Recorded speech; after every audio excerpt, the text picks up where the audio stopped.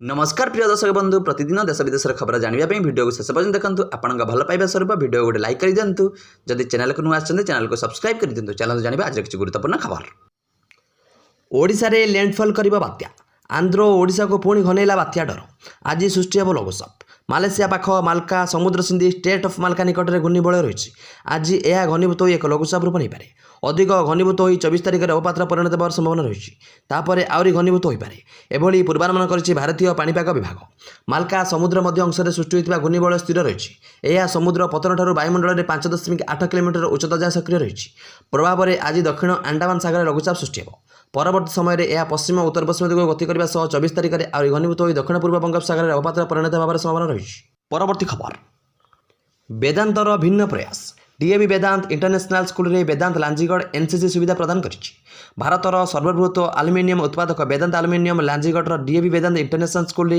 जातीय cadet कर्प्स NCC कार्यक्रम को सामिल कर युवक मानक सशक्त कर एक अग्रणी पदक्षेप नहीं माइलखुंट उक्त विद्यालय को प्रथम एकमात्र अनुष्ठान में परिणत करिछि जहाँकि लांजीगढ़ मुनिगड़ा और आंबदलर 3टी प्रमुख ब्लक रे विद्यार्थी माने मध्य नेतृत्व और श्रृंखला पर नूतन रास्ता खोली सम्मानजनक एनसीसी कार्यक्रम प्रदान करुछि। परवर्ती खबर ह्यूमान सागर दुई मैनेजर ना थाना एतला ओडिशा संगीत जगतर चर्चित और लोकप्रिय गायक ह्यूमान सागर मैनेजर ना बलांगीर टाउन थाना एतला दि जाएगी। विभिन्न संगठन पक्षर ह्यूमान सागर माँ को गाड़ीगुलज करने और ह्यूमान को षड्यंत्र कर हत्या कर एने कौशल मुक्ति मोर्चा पक्षर ह्यूमान सागर मैनेजर दिनेश बेहरा और प्रशांत बेहरा ना बलांगीर टाउन थाना एतला दि जाएगी। परवर्ती खबर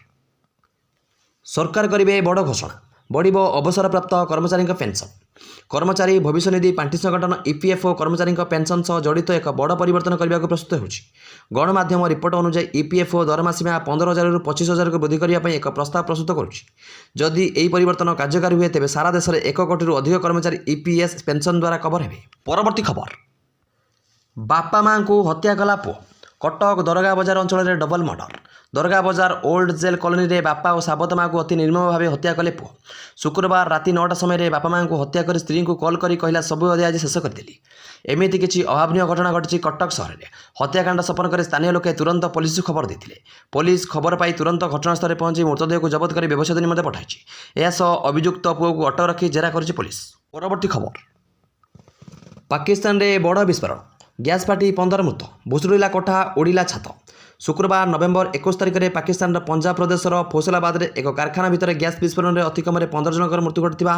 और अनेक आहत होता सूचना मिली। पाकिस्तानी खबर कागज डन रिपोर्ट कर कमिशनर कार्यालय यह एक विवृत्ति जारी कर